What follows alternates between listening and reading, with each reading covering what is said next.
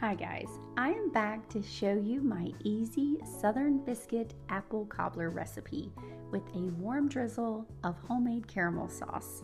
We're going to start with my super easy biscuit recipe. This is my mom's recipe and this makes the easiest and most delicious biscuits ever.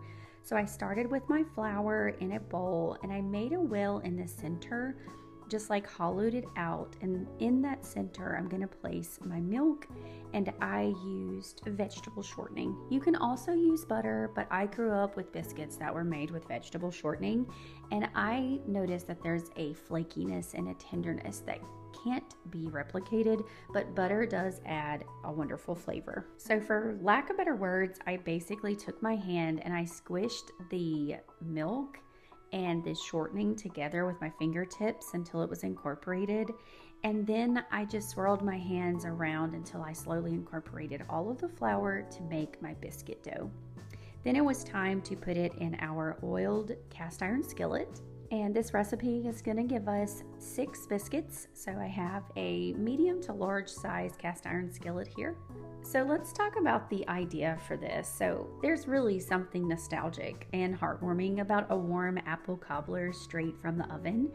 And when it's crowned with tender, buttery, Southern style biscuits, it's just like a little slice of heaven on earth. So whether you're hosting a Sunday supper or you're craving something cozy on a rainy afternoon, this recipe is going to hit all the right notes of comfort and charm. And it's a win all the way around. And plus, it's very easy and quick to put together. So now I'm just placing this canned apple pie filling on top of each of my biscuits. And you could totally make your own apple pie filling. I just took a shortcut because honestly, I'm really busy and I thought they do a good job in the can. Now, depending on how much apple you want in the cobbler opposed to crust, you can add 1 or 2 cans of that, and I'm just going to sprinkle it with some cinnamon after topping it with heavy cream and milk. Then it's just going to go into a 400-degree oven, and we're going to get started on this homemade caramel sauce. Caramel sauce is very easy to make, but it's also easy to burn, so you kind of have to watch it.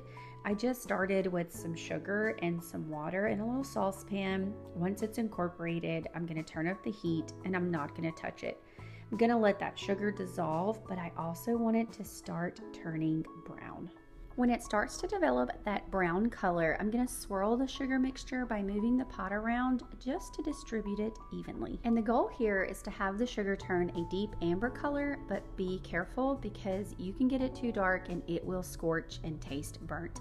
Then I immediately added my heavy cream, and optional here, you can add some vanilla extract if you like. And then I threw in 2 tablespoons of salted butter because it makes it glossy, shiny, and smooth. Then my apple pie cobbler biscuit bake was ready to take out of the oven. Look how bubbly and delicious that is. I also turned on broiler for just a minute to get a little bit of color on top and crispiness. And then there it is, and I just poured my caramel sauce over the top. The only thing missing is a scoop of vanilla ice cream or a dollop of whipped cream. As always, you can find the full recipe on my blog. The link is in the caption below. You have to make this one, guys. You have to.